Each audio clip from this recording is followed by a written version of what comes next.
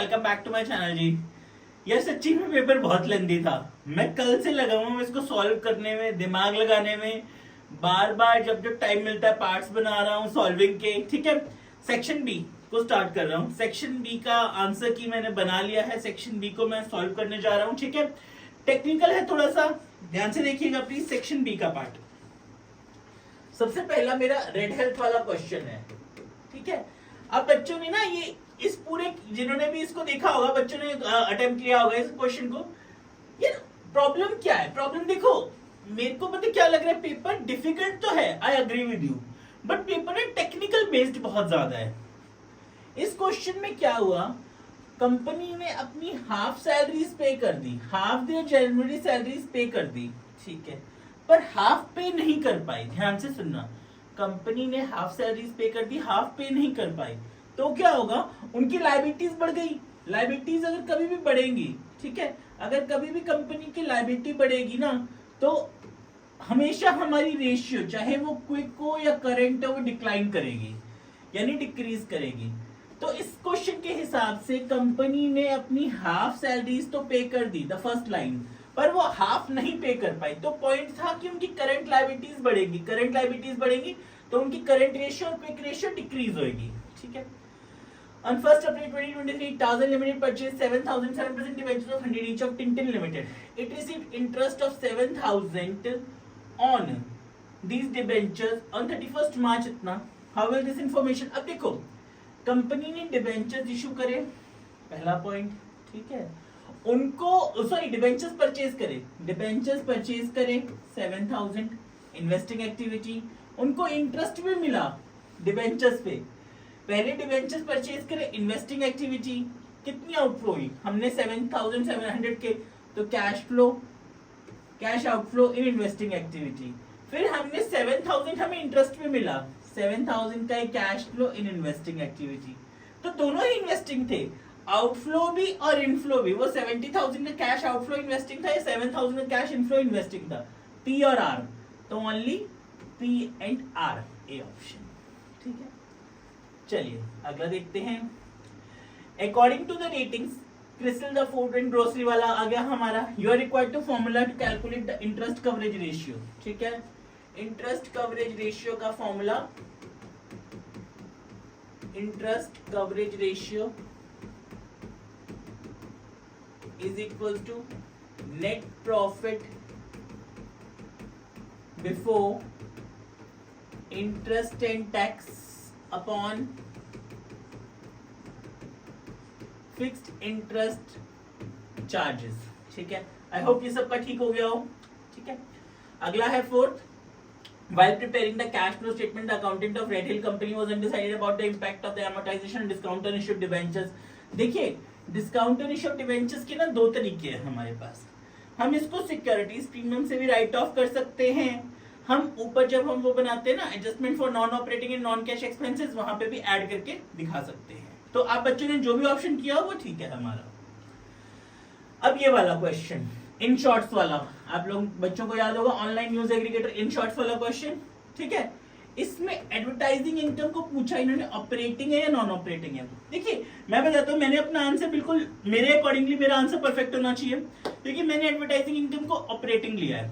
अब मान के चलते हैं जो भी ऐसे एप्स वगैरह हैं या गूगल वगैरह, इनका main source of income advertising होता है, तो इनके लिए तो डेली का काम है एडवर्टाइजिंग करना, डे टू डे ऑपरेशंस में आ जाएगा। तो मैंने एडवर्टाइजिंग इनकम को ऑपरेटिंग इनकम ट्रीट किया है इस पार्ट में। फिफ्थ ए में एडवर्टाइजिंग इनकम हमारी क्या हो गई है, operating income.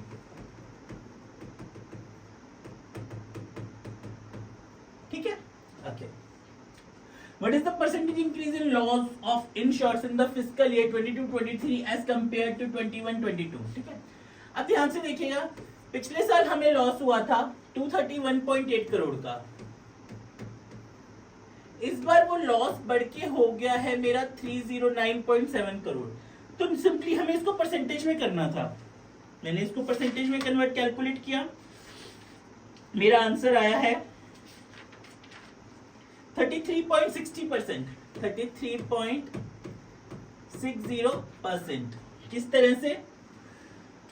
309.7 minus 231.8, 77.9 divided by 231.8 into 100, 33.60%.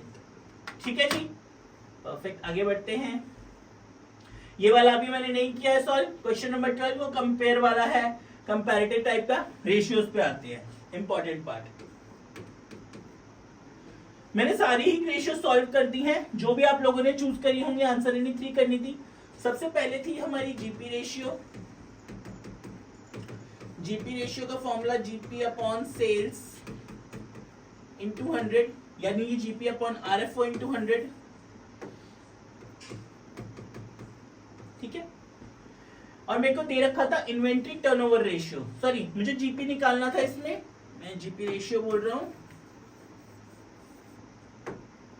GP निकालना है मुझे.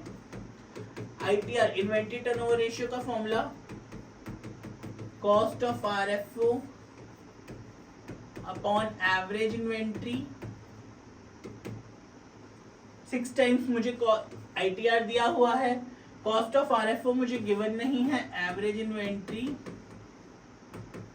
यहां आ गया 8000 हुआ. Cost of sorry average inventory है 8000. कॉस्ट ऑफ आरएफओ ऊपर आ गया, मल्टीप्लाई कर देते हैं. कॉस्ट ऑफ आरएफओ हो गया हमारा 48,000. ठीक है. फिर इन्होंने मुझे बोला कि सेलिंग प्राइस जो है वो 25% अबव कॉस्ट है. तो यानी कि सेल्स आ गई हमारी, जिसको आप सेलिंग प्राइस बोल लीजिए, आरएफओ बोल लीजिए, 48,000 इंटू 125%. तो ये आ गया था मेरा 60,000. तो जीपी था 60,000 माइनस 48, यानी कि 12,000. ठीक है. चलिए अगले पे मूव करते हैं. सेकंड पॉइंट,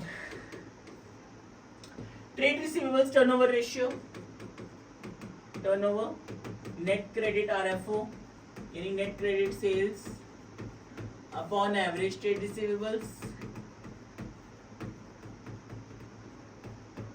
ठीक है. मुझे रेवेन्यू फ्रॉम ऑपरेशंस दिया हुआ था 3,60,000. इसमें से मैंने 90 माइनस करे तो आ गया 2,70,000. ये आ गया मेरा क्रेडिट रेवेन्यू. अब एक छोटी सी पॉइंट है, बच्चे कंफ्यूज हुए होंगे provision for doubtful debts minus करें या नहीं. और एवरेज तो ओपनिंग प्लस क्लोजिंग अपॉन 2 से निकालते हैं, पर जब हमें क्लोजिंग दिया होता है तो वही हमारे लिए एवरेज हो जाता है. तो मैंने ना इसमें स्पेसिफिकली प्रोविजन को माइनस नहीं किया, क्योंकि मुझे ऑलरेडी नेट वर्थ दिया है. मुझे ऑलरेडी नेट वर्थ दिया हुआ, तो मैंने माइनस नहीं किया. स्पेसिफिकली 45,000 लिया सिर्फ.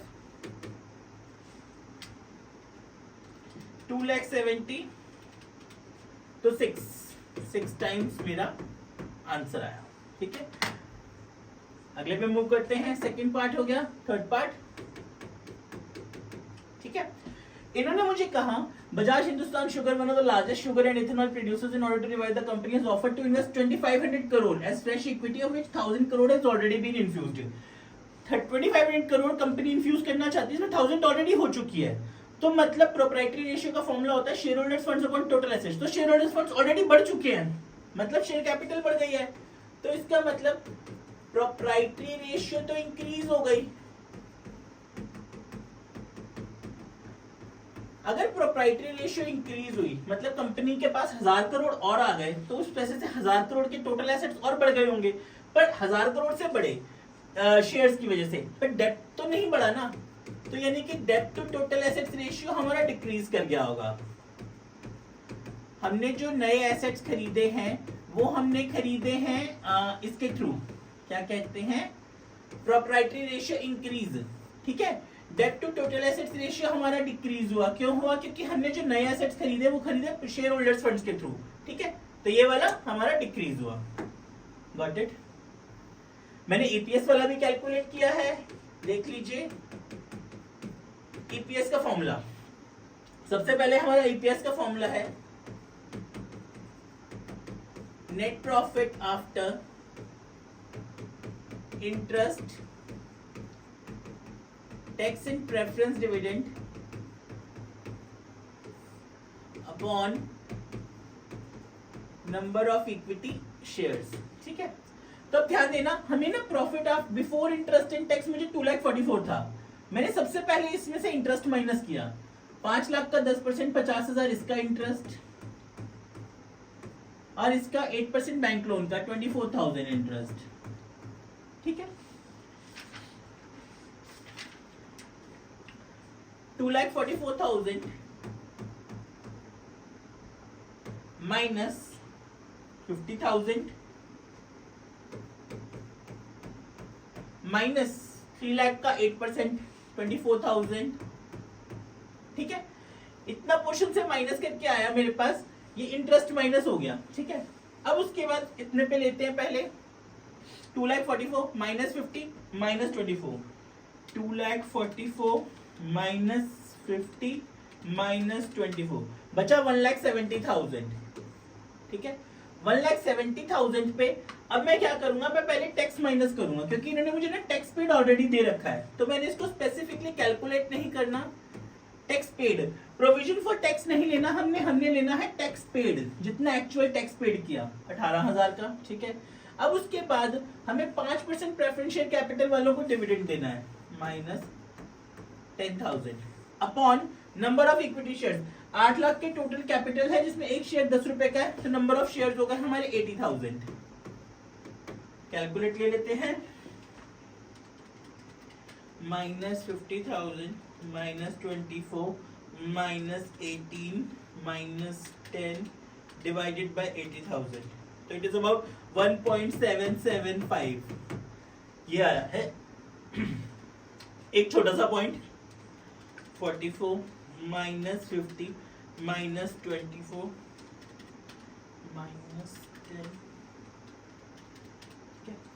अब एक और छोटा सा पॉइंट है, इस पे स्पेसिफिकली कोई क्लैरिटी नहीं है, इसीलिए मैं इसको दोनों तरीके से करके दिखा रहा हूं। अगर आप ना प्रोविजन फॉर टैक्स को, क्योंकि कई बुक्स में दिखा रहे हैं कि प्रोविजन फॉर टैक्स को भी हम माइनस कर सकते हैं, तो अगर आप लोग अपना प्रोविजन फॉर टैक्स करके आए हो तो भी आपका आंसर ठीक है, टैक्स पेड करके आए हो तो भी ठीक है। मैंने प्रोविजन फॉर टैक्स को नहीं लिया है, मैंने टैक्स पेड के थ्रू ये सॉल्व किया है। अगर आप लोग प्रोविजन फॉर टैक्स को भी लेके आए हो तो भी आपका आंसर ठीक है। मेरा अराउंड 1.775 आया है, अगर मैं प्रोविजन फॉर टैक्स को लेता तो मेरा 1.75 हो जाता, यहाँ पे 20 हो जाना था। परफेक्ट, चलिए आगे बढ़ते हैं। अब आता है ब्रह्मास्त्र, question number 14, cash flow statement का। मैं ये वाला पार्ट चूज कर रहा हूं, मुझे ना कईयों का टेक्स्ट आया, कई कमेंट्स में आए कि यार ये out of the syllabus question है, डायरेक्ट मेथड से रिलेट कर रहा है, इस तरह से, पर मैंने सॉल्व किया है। ठीक है, मैं आपको बताता हूं, मैंने इस क्वेश्चन को सॉल्व किया है। Some teachers are saying for grace marks also. Frankly speaking मुझे अभी नहीं पता कौन से क्वेश्चन में ग्रेस मार्क है नहीं है एग्जैक्टली, मैं सिर्फ पेपर सॉल्व कर रहा था। ठीक है, अभी हम देखते हैं कि ये क्वेश्चन में ऐसा क्या था कि हम लोग उलझे। पर्टिकुलर्स रूपी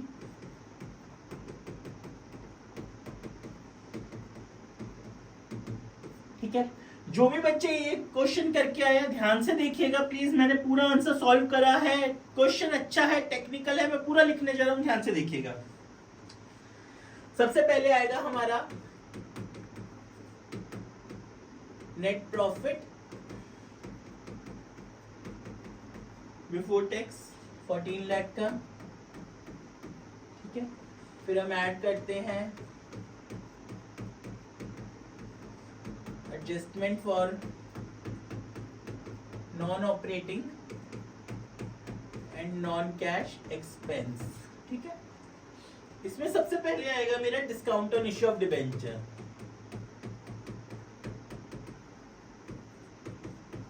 ये मैंने कहां से लिया है, इस पॉइंट से, जो मैंने को वेंडर को ना मैंने 9 लाख रुपीस की मशीनरी परचेज करी तो मुझे उसको डिस्काउंट देना पड़ा, तो ये 10% वो वाला मेरा डिस्काउंट आया। ठीक है, तो ये वो वाला मैंने डिस्काउंट लिया है।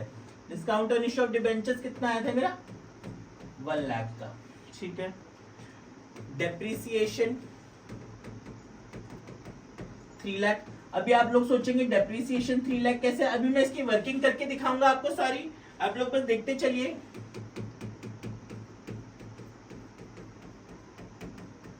इंटरेस्ट एंड डिबेंचर्स जितना ड्यू है 80,000, गॉट इट, लेस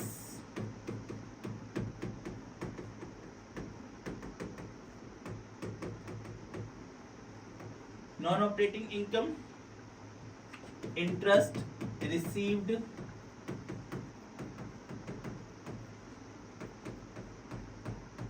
$40,000, ठीक है, माइनस हो जाएगा, हमारे लिए आउटफ्लो है, इनफ्लो है सॉरी, हमारा प्रॉफिट हो रहा है एक तरह से, ठीक है। उसके बाद मेरे पास आएगा operating profit before WC changes, working capital changes, 18,40,000, ठीक है। इसके बाद ऐड किया है मैंने डिक्रीज इन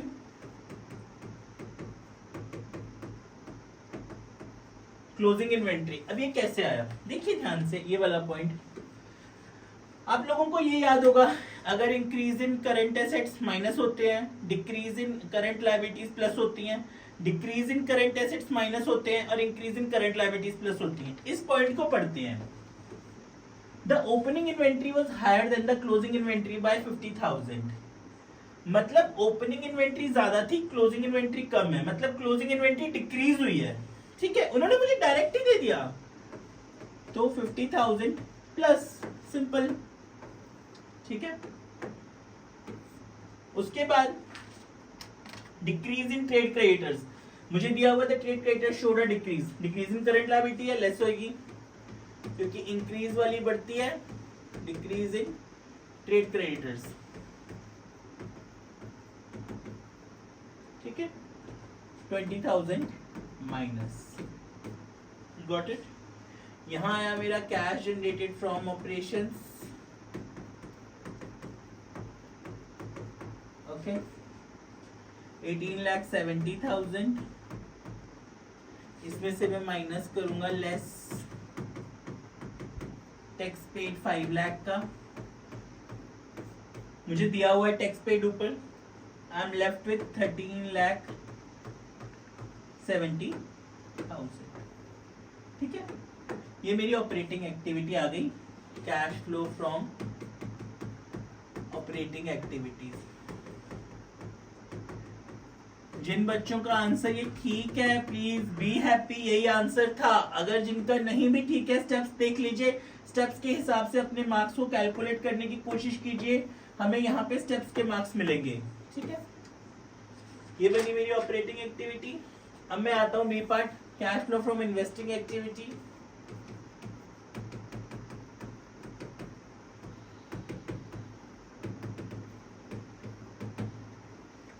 इसमें सबसे पहले ना ये वाला पॉइंट मेरा, मैंने इन्वेस्टमेंट्स परचेज करी है 5 लाख की, ठीक है। अब इसमें आते हैं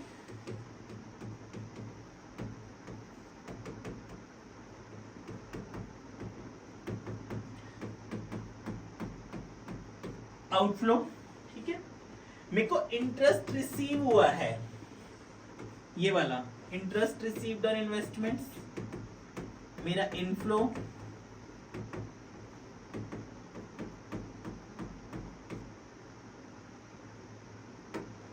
तो ये आ गया मेरा 4,60,000 का cash used,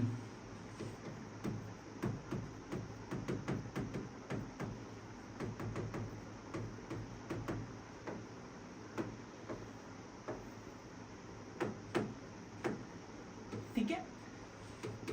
C part, cash flow from financing,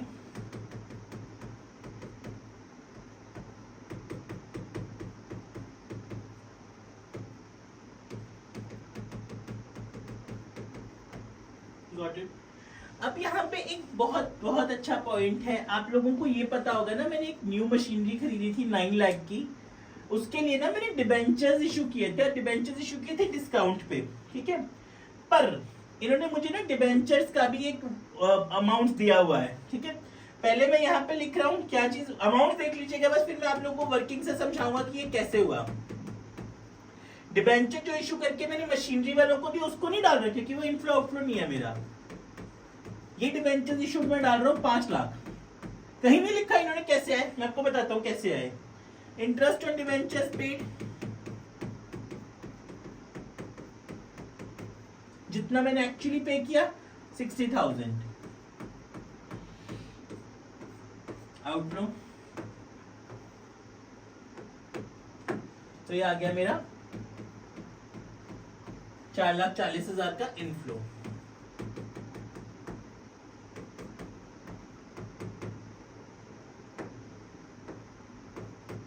financing, ठीक है, डन।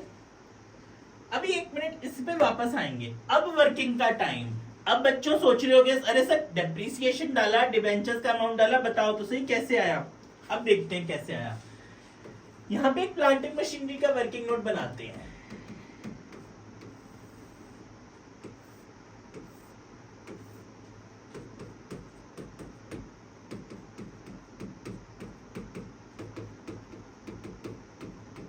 ठीक है, ओपनिंग बैलेंस मुझे दिया हुआ है 20 लाख का, क्लोजिंग दिया हुआ है मुझे 26 लाख का।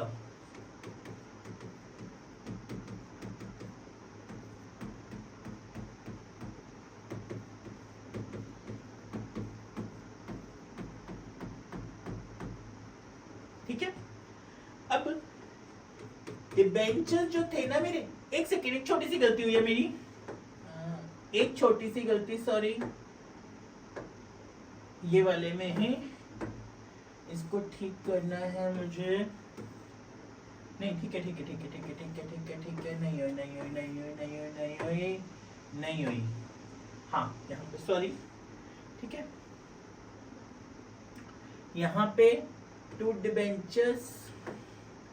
अब यहाँ पे ना मैंने एक प्लांटिंग मशीनरी खरीदी है, ठीक है। मेरी प्लांटिंग मशीनरी मैंने खरीदी वेंडर से 9 लाख की ही है। New machinery was purchase 9 lakh, तो मैं यहाँ 9 लाख ही डालूंगा। 29 लाख, 26 बाय डेप्रिसिएशन 3 लाख, ठीक है। ये जो मैंने परचेज करी थी, गॉट इट। अब उसके बाद एक मैं डिबेंचर्स का भी अकाउंट बनाऊंगा, ध्यान से लीजिएगा। एक वर्किंग और बनेगी इसमें छोटी सी, ये बनी प्लांटिंग मशीनरी की। अब एक छोटी सी वर्किंग और बनेगी हमारी डिबेंचर्स अकाउंट की।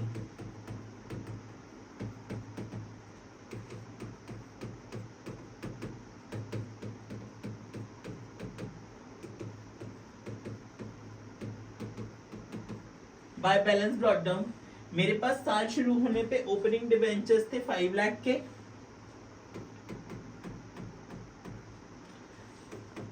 क्लोजिंग है मेरे पास 20 लाख के,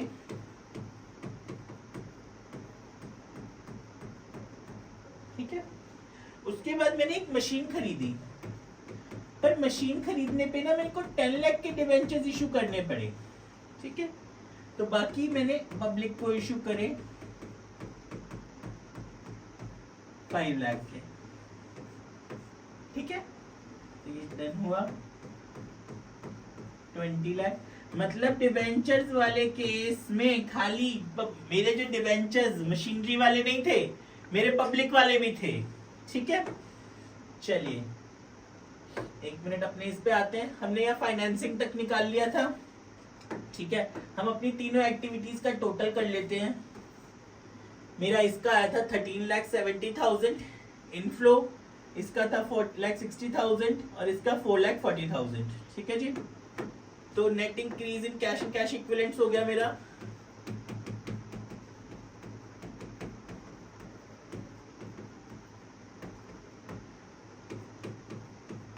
13,70,000 माइनस 4,60,000 प्लस 4,40,000, ठीक है जी। 13,60,000 माइनस 4,60,000 प्लस 4,40,000, ठीक है। तो 13 लाख 50,000। इसमें अब मैं एड बैक करता हूं जो मेरा ओपनिंग दिया हुआ इन्होंने मुझे। Add opening balance of cash and cash equivalents 13,50,000 plus 3,15,000 equals to 16,65,000, 16,65,000। ये फाइनल आंसर जिसका आया है, बी हैप्पी। स्टेप्स के मार्क्स भी मिलेंगे, अपने आप को वो नहीं करना। देखो as a teacher, as a tutor, मैं आपको कहूँ, मैं कल से इस पेपर को सॉल्व करने में लगा हूँ। जब जब मुझे टाइम मिलता है मैं सॉल्व करता हूँ। भाई आप लोगों का बहुत बहुत बहुत थैंक यू। आप लोग दिल से पढ़े। आप लोग अभी भी, आई एम नॉट सेइंग कि मैंने पूरा पेपर डन कर दिया। इसमें डिबेंचर्स के क्वेश्चंस हैं, डिबेंचर रिडेम्पशन के थोड़े डालने हैं मुझे क्वेश्चंस। मॉर्निंग तक please give me the time till tomorrow morning, मैं आपको वो भी अपलोड कर दूंगा सारा का सारा। आप लोग अपने आंसर्स चेक करो, ठीक है। मैंने अपनी तरफ से सारे परफेक्ट आंसर्स बनाए हैं, जहां तक मुझे लग रहा है कि all the answers are correct. बिल्कुल ठीक है, ठीक है। Thank you very much, thank you ji.